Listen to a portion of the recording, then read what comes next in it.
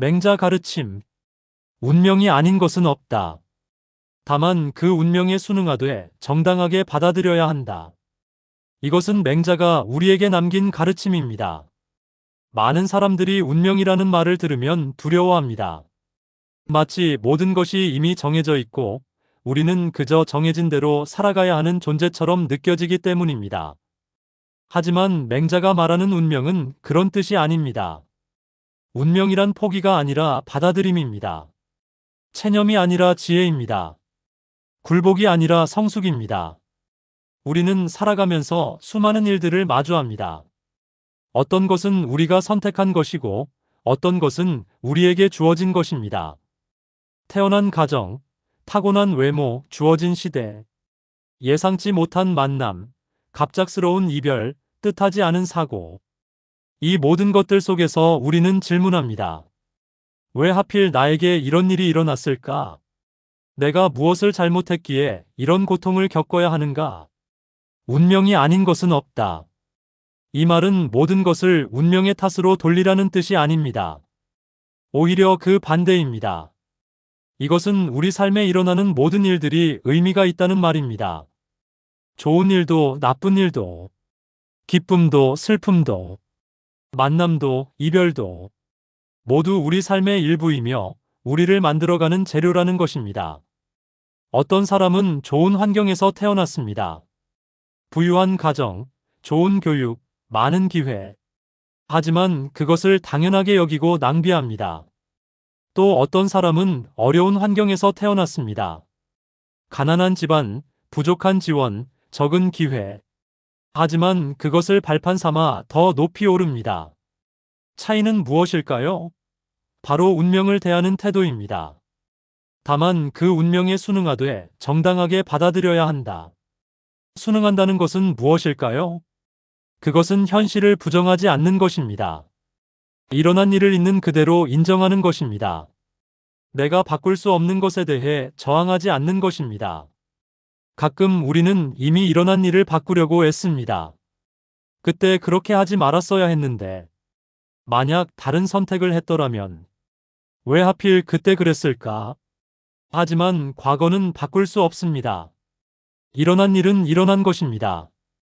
그것을 인정하지 않으면 우리는 과거에 갇혀 살게 됩니다. 순응한다는 것은 포기가 아닙니다. 그것은 현명한 선택입니다. 바꿀 수 없는 것을 인정해야 바꿀 수 있는 것에 집중할 수 있기 때문입니다. 비가 내리는 것을 막을 수는 없습니다. 하지만 우산을 들 수는 있습니다. 겨울이 오는 것을 막을 수는 없습니다. 하지만 옷을 껴입을 수는 있습니다. 나이 드는 것을 막을 수는 없습니다. 하지만 어떻게 나이 들지는 선택할 수 있습니다. 이것이 운명에 순응하는 지혜입니다. 하지만 맹자는 여기서 한 걸음 더 나아갑니다. 그저 순응하는 것으로는 충분하지 않다고 말합니다. 정당하게 받아들여야 한다. 정당하게 받아들인다는 것은 무엇일까요? 그것은 운명을 핑계로 삼지 않는 것입니다. 주어진 상황을 이유로 포기하지 않는 것입니다. 어려움을 변명거리로 만들지 않는 것입니다. 많은 사람들이 운명이라는 말을 잘못 사용합니다. 나는 가난한 집에 태어났으니까 성공할 수 없어. 이게 내 운명이야. 나는 이런 성격으로 태어났으니까 바꿀 수 없어. 이게 내 운명이야. 나는 이런 환경에서 자랐으니까 어쩔 수 없어. 이게 내 운명이야. 이것은 운명에 순응하는 것이 아닙니다. 이것은 운명을 핑계로 삼는 것입니다. 정당하게 받아들인다는 것은 주어진 것을 인정하되 그 안에서 최선을 다하는 것입니다. 나는 가난한 집에 태어났다. 이것은 사실이다. 하지만 나는 배울 수 있다. 노력할 수 있다. 성장할 수 있다. 나는 이런 성격을 가지고 있다. 이것은 사실이다. 하지만 나는 단점을 보완할 수 있다. 장점을 살릴 수 있다. 성숙할 수 있다. 나는 이런 환경에서 자랐다. 이것은 사실이다. 하지만 나는 그것을 배움의 기회로 삼을 수 있다. 더 강한 사람이 될 수 있다. 이것이 운명을 정당하게 받아들이는 태도입니다. 맹자는 또 이렇게 말했습니다. 하늘이 장차 큰 임무를 그 사람에게 내리려 할 때는 반드시 먼저 그 마음을 괴롭게 하고 그 몸을 힘들게 한다. 이 말은 무엇을 의미할까요? 어려움은 저주가 아니라 훈련이라는 것입니다. 고통은 벌이 아니라 성장의 기회라는 것입니다. 나무를 보세요. 바람이 강하게 부는 곳에서 자란 나무일수록 뿌리가 깊습니다. 편안한 온실에서 자란 나무는 약한 바람에도 쉽게 쓰러집니다. 사람도 마찬가지입니다. 어려움을 겪은 사람일수록 강합니다.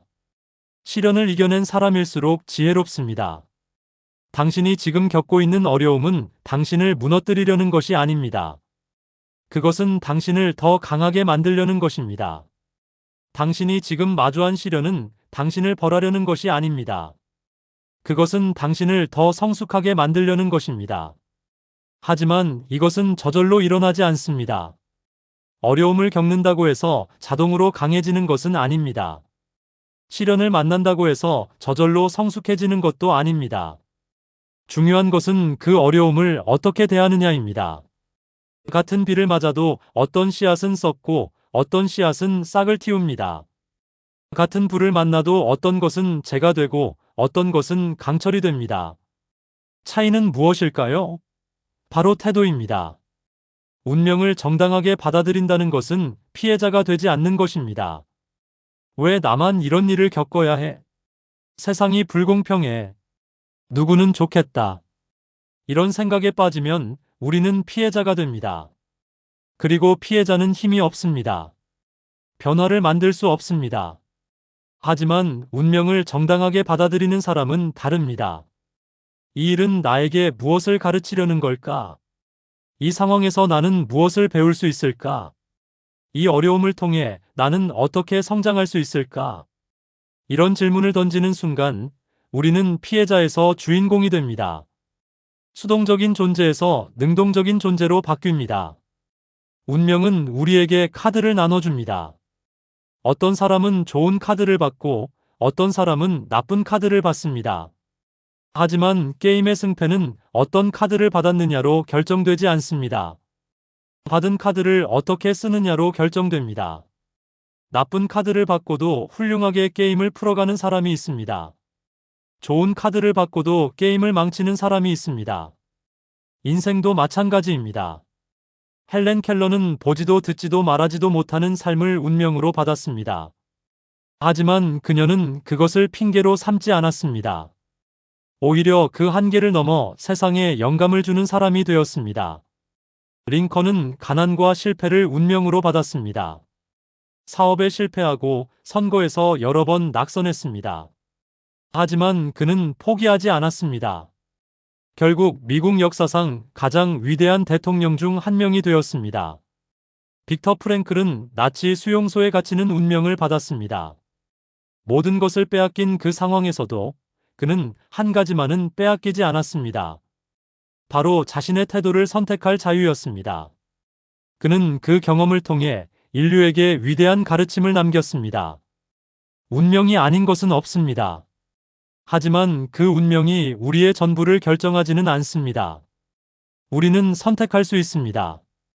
운명을 저주로 받아들일지, 축복으로 받아들일지, 운명을 핑계로 삼을지, 발판으로 삼을지, 운명에 굴복할지, 운명을 넘어설지, 정당하게 받아들인다는 것은 바로 이런 선택을 하는 것입니다. 이것은 내게 일어난 일이다. 나는 이것을 부정하지 않는다. 하지만 이것이 내 전부를 정의하지는 않는다. 나는 이 안에서도 나만의 길을 만들어갈 것이다. 이것이 운명에 순응하되 정당하게 받아들이는 사람의 다짐입니다. 가끔 우리는 생각합니다. 다른 운명을 받았더라면 더 행복했을 텐데. 하지만 그것은 착각입니다. 행복은 어떤 운명을 받았느냐에 달려있지 않습니다. 받은 운명을 어떻게 대하느냐에 달려 있습니다.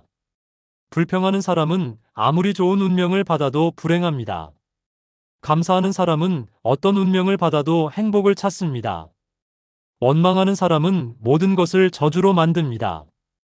배우는 사람은 모든 것을 축복으로 바꿉니다. 운명을 정당하게 받아들인다는 것은 감사를 선택하는 것입니다. 나는 이것밖에 없어가 아니라 나는 이것을 가지고 있어라고 말하는 것입니다. 왜 나에게 이런 일이가 아니라 이 일을 통해 나는 무엇을 얻을 수 있을까라고 묻는 것입니다. 맹자가 살던 시대는 혼란스러운 전국 시대였습니다.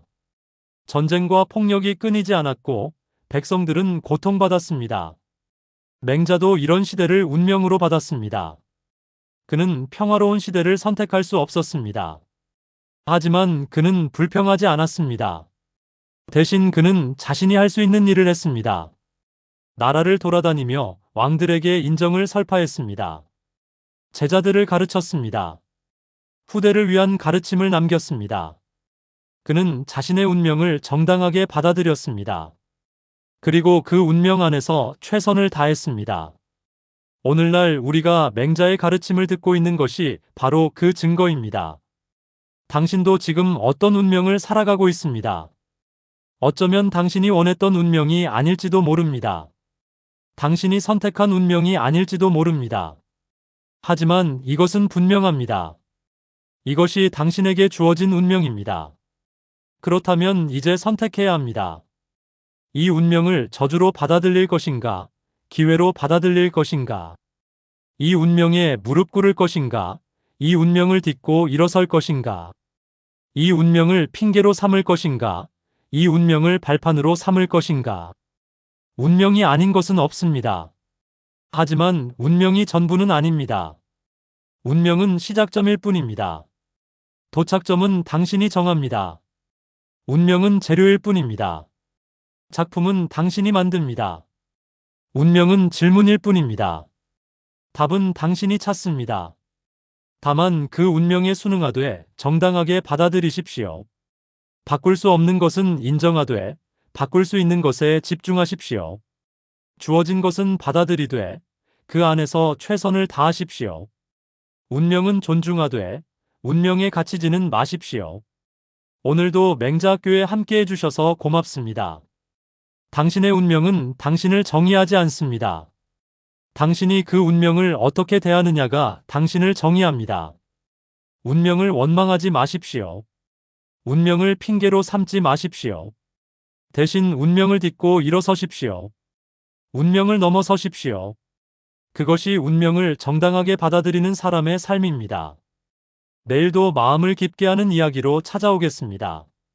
당신의 여정을 응원합니다.